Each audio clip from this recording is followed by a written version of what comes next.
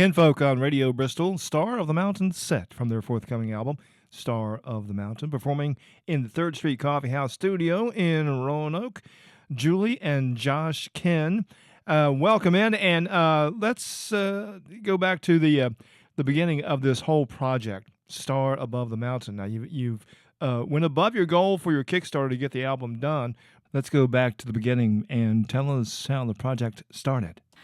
Well, we wanted to use Celtic music, which is a very place-based genre. We wanted to use Celtic music to tell the stories of Roanoke, where we live and where we play music. We met at Roanoke's traditional Irish session, and at that session we play all kinds of place-based tunes like the Dublin Reel, the Glasgow Reel, help me out here. The Virginia Reel, things like that. And we thought, hey, why are we playing all of these tunes about places we've never been to except Virginia? Why don't we write some about Roanoke? And so that's really what we set out to do with Star Above the Mountain. Yeah, so we were lucky enough to receive a grant from the Roanoke Arts Commission for the Art Matters project, and Star Above the Mountain was born as a result of that. Yeah, that was back in 2022 that we got the grant for Year of the Artist. And we had about 8 months to write all of our music and perform it in front of a live audience, which we did, and we performed it on June 30th, 2023 at the Spot on Kirk to a sold-out crowd. 8 months to get a project completed might sound like a long time, but when writing and producing music just the way you want it, maybe not. Was there a time when you started to feel the deadline pressure? Absolutely. There was one song in particular, and I guess people will hear the recording when the album comes out, but we wrote a song entirely in Scots Gaelic, and even going into the studio, I was still tweaking the arrangement for that. So, yeah, we're definitely feeling the pressure towards the end. Most of it was already pretty well fleshed out in our minds, but we just wanted to get the arrangements down. And yeah, there's always composing right up to the last minute. That's how musicians are, I suppose. Well, and also the fun thing is, our previous 2 albums were largely trad music. Trad being traditional music that's in the public domain. It's been around for hundreds of years. We might not even know who the author is. And so this was our first time really making a focused, concerted effort to do songwriting. So that in itself was exciting and challenging.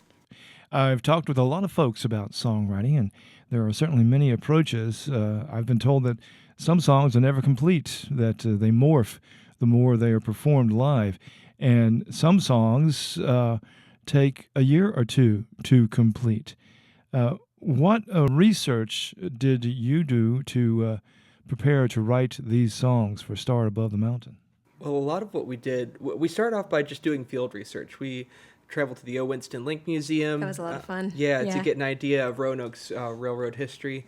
We spoke with locals around downtown that have owned businesses for decades. I delved into the archives of the Roanoke Times. That was a lot of fun. Yeah, and when we had an idea for a song, we took quite a few of those over to the Southwest Virginia Songwriters Association. Yeah, that's very true. And they were incredibly helpful at getting those ideas better worked through.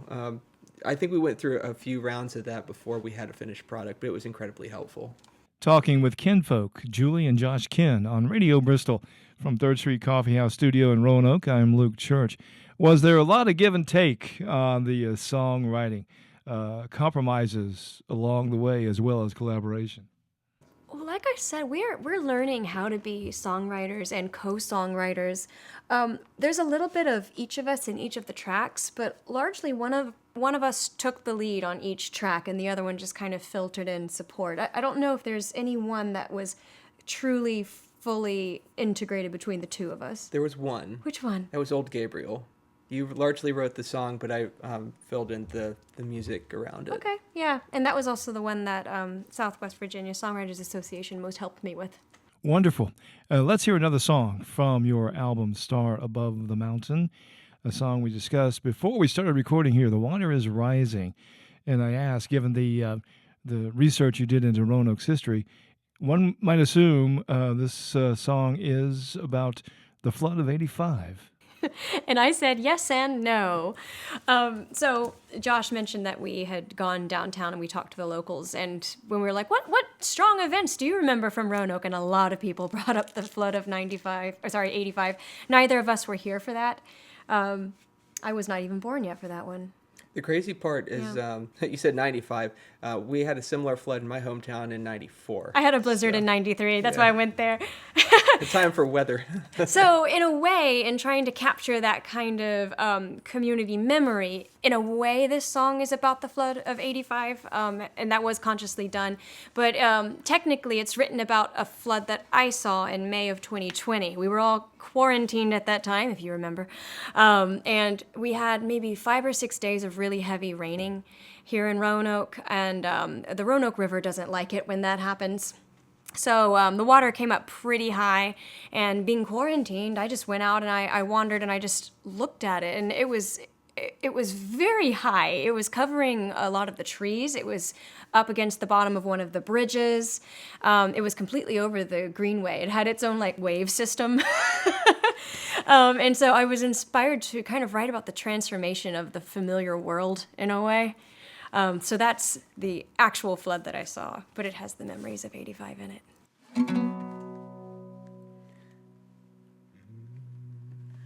Oh, the clouds rolled in and the rain came down and it rolled the river into the town. And it raced on up as it came on down and it washed all o'er the streets of town. Well, the water's rising, blurring the horizon. See the rain blow by and roll toward the streets of town.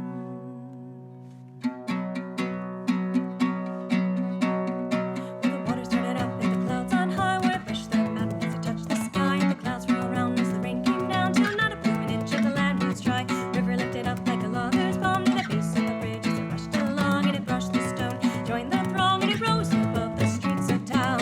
Well, the flowers drowning, streams and greenways running. Oh, the rain came down and washed o'er the streets of town. Well, the water's rising, dogs and ducks surprising. See the swallow by and rise above the streets of town.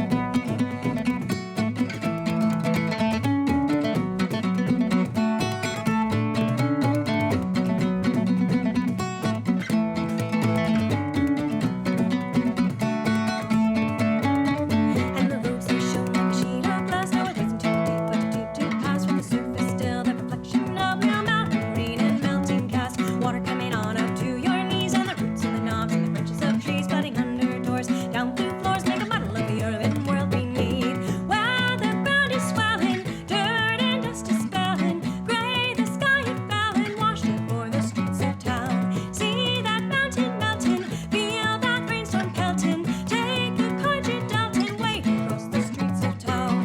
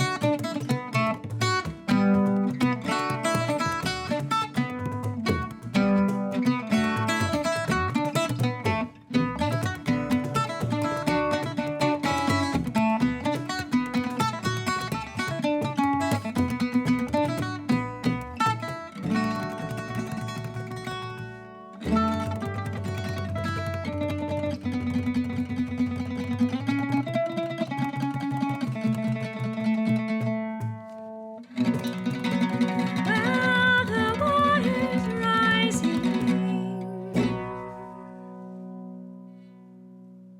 Kinfolk on Radio Bristol, performing in 3rd Street Coffee House Studio in Roanoke. The Water is Rising from their forthcoming album, Star Above the Mountain. And that change up in the middle of that song, I thought, are they jamming? Oh, yeah. Well, what it is, so the song part is called "The Water's Rising," but we did our trad musician thing, and the back half of it is actually a tune called "Gwindal" that was written by somebody else. Yeah, it's from the Brittany region. Yeah, but it's very popular in our Roanoke session. Our friend Bert Mitchell brought it in, and we're pretty sure that this tune is not very well known. So the fact that everybody in this specific area of Virginia knows it speaks a lot to the Roanoke Irish music community. Absolutely. I want to talk about the accolades you have received for this project. Star Above the Mountain received coverage in the August 23 issue of Irish Music Magazine, the world's largest traditional music magazine, and was awarded Platinum for Best Local Art Project 2024 by the Roanoker Magazine. And in 2023, you won the Robinson Emerging Artist Showcase, earning a main stage appearance at Canada's premier Celtic event, the Goderich Celtic Roots Festival. Tell us about that. Well, during COVID, the Goderich Celtic Roots Festival started this new initiative to help spotlight, artists who were right at the cusp of being able to go full time, but just needed that extra little push. And it's international. It's finding new bands from around the world. Yeah, so what it culminated in, we had a contest where it was open voting. Anyone could come in and vote. And out of the 5 finalist bands, we were awarded the most votes. And so we were able to go up to Canada and perform at the Goderich Celtic Roots Festival last year, which was awesome. But with that, there was all this professional development that came with it, too. That was done in partnership with Dolman Entertainment and Soundbox. And they really, really helped us make our social media more robust, give us tips on just kind of the ins and outs of running a business, for music. And it was incredibly helpful for us. And it's opened up a lot of opportunities since then. There were a lot of cool things with the Goderich win, not least of which the online voting that Josh mentioned. We happened to be on our honeymoon when that was happening. So there were 5 days where people were voting, and we were just running around Ireland, and we're like, well, I guess we're going to take pictures now. Yeah, it was a lot of fun. It's a shame there's nothing pretty to take pictures I of. know. Literally everything was just like something out of a magazine. It was insane. Yeah. So we had a lot of really great material to share with people while the voting was going on. Yeah. You took your honeymoon in Ireland. How appropriate is that? And while there, you speaking of jamming, you did that in pubs all over the country. Yeah. Yeah, it was a lot of fun. I know we keep starting our stories with COVID, but I feel like it changed us in so many ways. We got married in the middle of the pandemic, April of 2021, and for obvious reasons, we weren't able to go on a honeymoon then. Nobody was traveling at that time. So we were able to save up for 2 years, and we went on our wedding anniversary, and we were able to go for 3 weeks because we'd been saving up. That's right, 21 days, and we sat in with 22 sessions. Yeah. We chose places specifically that were known for their trad music. We brought our instruments along. We had the best time. That's great. And how were you received? Were the musicians welcoming, or was it like, who are these Yanks coming over here? I think they're pretty used to American musicians coming over and playing, as long as there's session etiquette that you have to observe anytime you sit in with a group of musicians. So as long as you know the tune and you're respectful about not jamming or playing over other people, they're usually pretty receptive. In some cases, if they've hired musicians specifically and they're paying them as a gig, it will be a closed session at that point. But I think we only ran into maybe 1 or 2 of those the entire time. The rest of them were like, yeah, come on, sit in and play with us. Yeah, and very many welcoming. times when they found out we were from Virginia and we were playing Irish music, they were like, but where's the old time? So we would bring in some of the regional music to the sessions. It was a lot of fun. Mm-hmm. We actually did go into a pub at one point where they were playing nothing but old time music. That was out in Galway at the Crane Bar, and that was a lot of fun. So we're like, hey, we're here now. Let's do this. It was like being home again. We ran across a couple while we were session hopping in Ireland. Luckily, we didn't recognize them until afterward, or else we would have made it weird. But they're just there. It's how you do community there. You just sit around a table with whatever instrument that you play, and you play with people. It doesn't matter if you tour internationally. You're just one of the people there. Yeah, I think, it's really easy to get starstruck by people that you admire, that you've seen perform online. But with Irish musicians, everyone is so friendly and I guess accessible is maybe a weird word to use, but it's true because a lot of times we'll see these world famous musicians that'll just stand outside in the hallway after a concert performance and just talk with people and sign CDs and talk with you forever. They're great. It's one of the things I love about the genre the most. We've talked about this too, that as you get out to more and more festivals performing your songs from Star Above the Mountain, it would be great to start hearing those songs performed by others in sessions at these festivals. That's what we desperately want to happen. When we introduced Star Above the Mountain to you earlier, we said, we play the Glasgow reel, why don't we have Roanoke songs? We would love for people in Glasgow to play the Roanoke reel. Wouldn't that be cool? maybe one day. Yeah. That'd be awesome. But that's how trad music works. If you have a good tune, people will just work it into their sets and their sessions, and suddenly it's part of everything. So who knows? Maybe. Fingers crossed. A lot of it's luck and playing it over and over. Talking with Kinfolk on Radio Bristol, their forthcoming album, Star Above the Mountain. I'm Luke Church. You are going to be performing this coming Friday, the 8th of November, at the spot where it all sort of began with your first public performance of Star Above the Mountain, Spot on Kirk in downtown Roanoke. That is correct. Yeah, we really love the Spot on Kirk. Our first performance with them was the Star Above the Mountain concert back in June of 2023. So we have a soft spot for them, and I think they have a soft spot for us. It was a really special night. We had the Appalachian Piping Academy come in. We really wanted it to be a celebration of Celtic community in Roanoke. So we used as many people as we could. We had the Appalachian Piping Academy, which teaches people bagpipes, anybody who's interested in that. We got Ann Sampson to do photography. She's a big part of the Celtic community. She does dancing. Who else did we use? We brought as many people in as we could. Yeah, well, I mean, so many of our friends and family helped with merch and running the live stream. It was really a pretty big community effort. Yeah. And we also had other musicians on the stage. That was the other one. We included people from the trad session on the stage there, and in fact, we continued that in with our album. I can't believe we've gone this far into the interview and not mentioned this. Not only thematically is it about Roanoke, but we brought in musicians from our session to help bring it to life. So, whereas our previous albums are just the two of us, this one has a more robust sound. There's up to 5 different people playing on each track. Sometimes it's just us, sometimes it's just 3 people, but we brought in people from the Irish session as well. Yeah, what's really cool about it, especially after hearing the tracks over and over so many times, is that it still has a quintessentially Kinfolk sound to it while also having this unique sound. And I think that's because we're rooted so heavily in our session that, you can kind of hear where that sound emerged from. Yeah. And that's really neat. Star Above the Mountain is the album. Do you have a release date? We have a release general area of time. You have a concept of a release date? Yes. Exactly. It's either going to be the last week of February or the first week of March. We haven't quite solidified that yet. TBD, but early 2025. Kinfolk on Radio Bristol. Julie and Josh Kinn performing songs from their forthcoming album, Star Above the Mountain, in the 3rd Street Coffee House studio in Roanoke. I'm Luke Church. Let's hear one more from this album. What are you going to do? We're going to do a song called The Ghost of Old Crozet. And this was the one song that is a Roanoke original, but one that we actually didn't write. It was written by a good friend of ours named Terry Wetmore, who sadly passed away in 2020.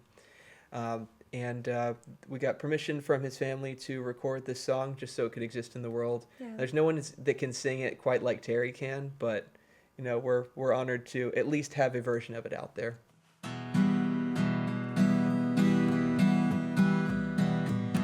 Doing camp in Sligo town, just can't keep a good job down. Patty said, "Go west, young man." Pick a shovel in my hand. Nelson County, Rockfish Gap, laying down the railroad tracks. Blue Ridge Mountains, misty gray, stand smack dab in our way. Hey, hey, get away, you're no match for Crozet. Oh, oh, look out we go, Saddle's down below. Hey, hey, get away, you're no match for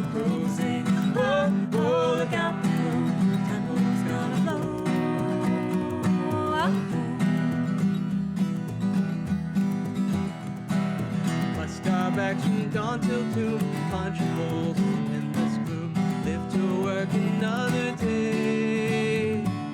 Not Satan has his way. Showing up tempers, creaks and moans, sweats your brows, shakes your bones. Jesus washed me in the blood, 1,000 tons of rocks and mud. Hey, hey, get away, you're no match for Rose. Whoa, whoa, look out below, tumble's gonna blow. Hey, hey, get away, you're no match for Rose. Whoa, whoa, look out below, tumble's gonna blow.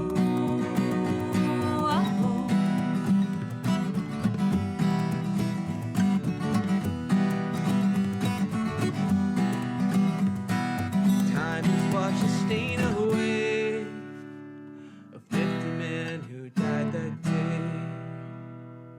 The tunnels through the tracks of land, the dividends and the profits paid. Even though our lives are gone, we linger here to carry on. Faith that anyone can see, watch for all eternity.